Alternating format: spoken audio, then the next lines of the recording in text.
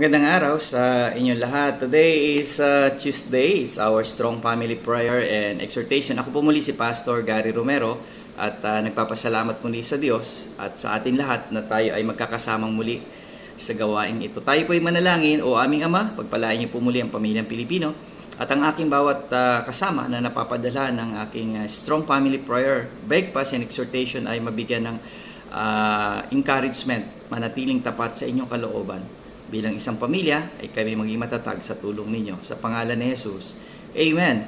Well, nais natin ipagpatuloy ho yung ating strong exhortation from the book of Ephesians chapter 5 and verse 25 and 26. Sabi nga, husbands, love your wives, even as Christ also loved the church and gave himself for it, that he might sanctify and cleanse it with the washing of water of the Word of God. Well, ito po yung sinasabing muli ni Apostle Paul sa Church of Ephesians na kung ikaw isang lalaki, kailangan mong mahalin ang iyong asawa.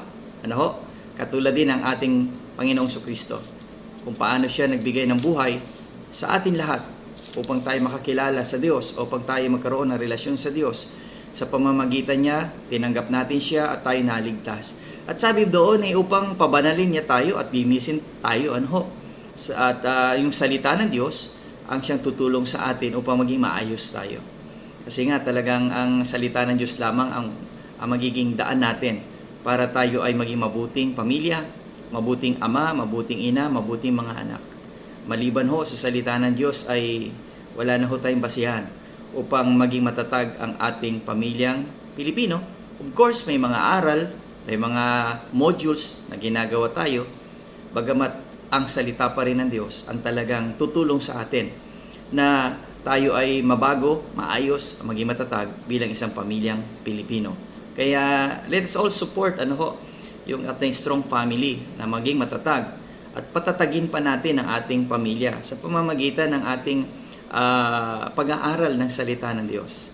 Pag-aaral ng mga alituntunin at mga panuto mula sa Biblia. See you again tomorrow, Wednesday, sa ating Strong Family Prayer and Exhortation.